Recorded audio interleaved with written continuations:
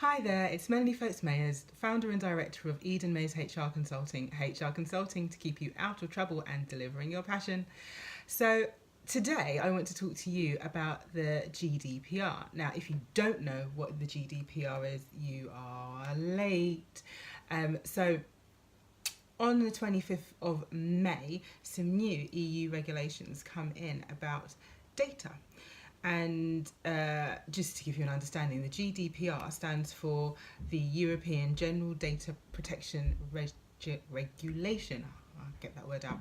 And there's a whole bunch of stipulations that are much greater than the original data protection stuff that we've been working with. And so it's really important as an organisation that you have a good grip of what it means and what it means to you as a small business owner, because there are two parts of it. That's what it means to you as an individual, because it's protection for you as an individual within the EU, but also what it means for you as a employer, a service provider, for people within the EU, and how you need to deal with their data and how you need to deal with things appropriately. So just to start off and give you some basics in case somehow all of this GDPR stuff has completely gone over your head. So the GDPR stands for the European General Data Protection Regulation. And as I was saying, it applies to businesses all across Europe, and even wider than that, because basically, in essence, it relates to individuals who are within the EU. So it specifically is around personal data. So not that you shouldn't be very tight about how you keep data on your customers if you're doing business to business. This really relates more to individuals. So it's really about personal information, and personal information is defined as anything that can be used to identify an individual. So things like passport numbers and NI numbers, but also things like unique IP addresses. So it is actually very broad. So for example, I know that sometimes when I get certain details from my list, it brings in not just the name, email address, etc. It also brings in the IP address of someone who signed up to one of our things. So the thing is that's also a unique identifier, which is something that I need. If I need to be able to explain why I keep it, and I need to make sure that I'm looking after it safely.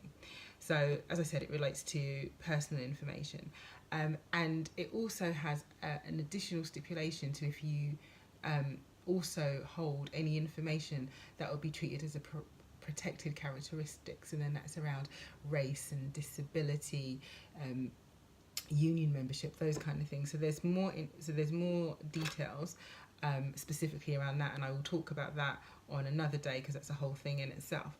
So today is for me to give you an overview.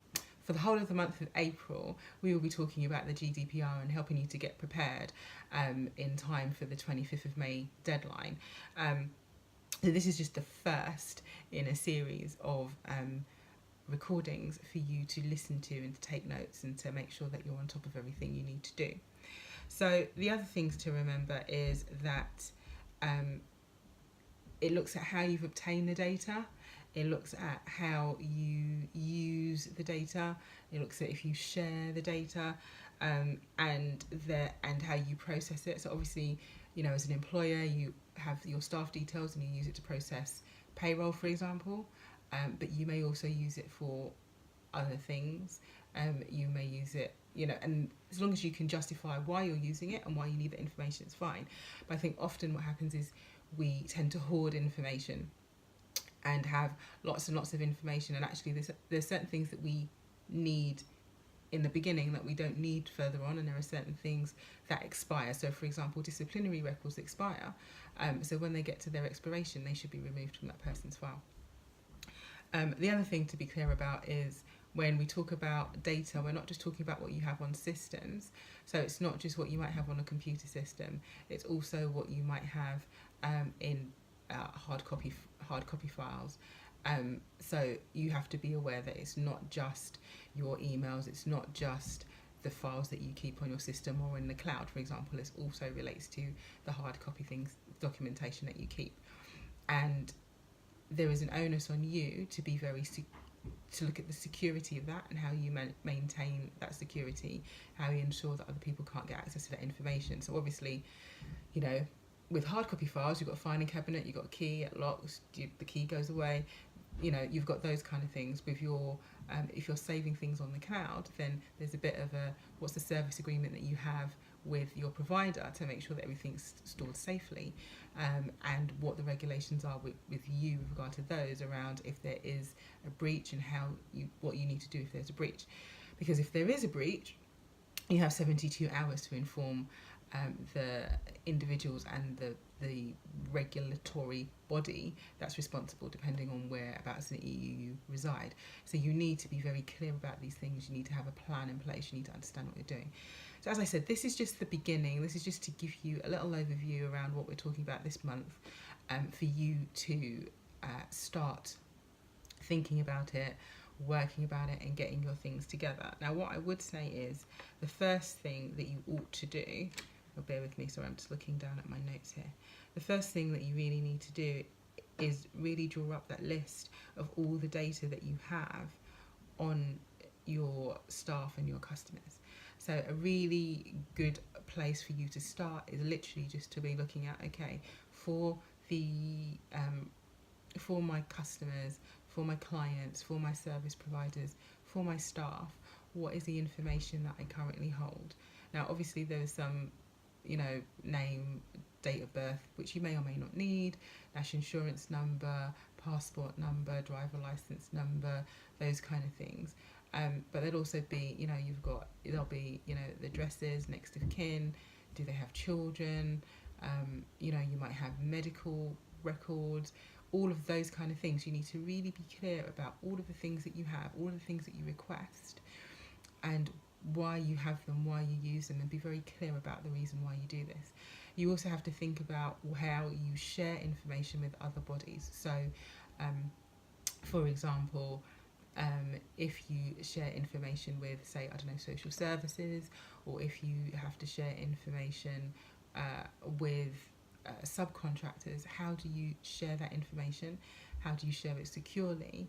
And how do they take care of it? And make sure there are provisions within your contract to ensure that they're looking after it correctly, because anybody that you give personal data to about your clients or your staff, it's your responsibility to make sure that you have all of the stipulations to ensure that they adhere to the GDPR